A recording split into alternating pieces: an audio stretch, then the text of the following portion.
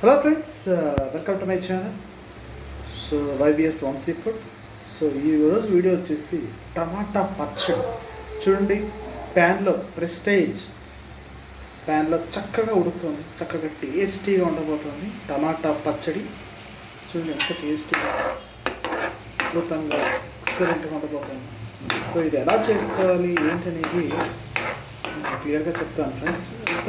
ఎంత క్రంచీగా, టేస్టీగా స్వీట్ పచ్చడి అని చెప్పాలి.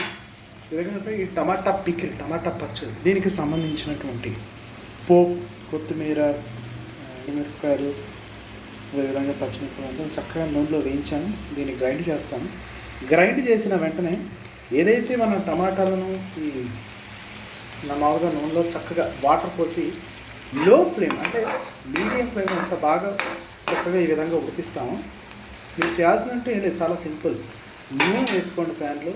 చక్కగా నూనె వేసి నూనె బాగా మంచిగా హీట్ ఎక్కాలి. లో ఫ్లేమ్, ఓన్లీ లో ఫ్లేమ్లోనే కుక్ చేయాలి. చాలా అద్భుతమైన టేస్ట్ వస్తుంది.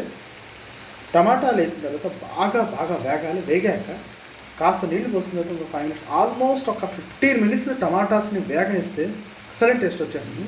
అప్పుడు ఈ పోపు ఏదైతే ఉంటుందో, ఏదైతే మనం పోపు సామాన్లు ఉంటుందో దాన్ని చక్కగా గ్రైండర్లో మిక్స్ చేసిన తర్వాత ఈ టమాటాని మిక్స్ చేయకుండా డైరెక్ట్గా ఈ టమాటాని కట్ చేసి ఉడికినటువంటి టమాటాని ఈ మిక్స్ అయినటువంటి ఈ గ్రైండర్లో మిక్స్ అయిన పోపులో వేసేసేయండి.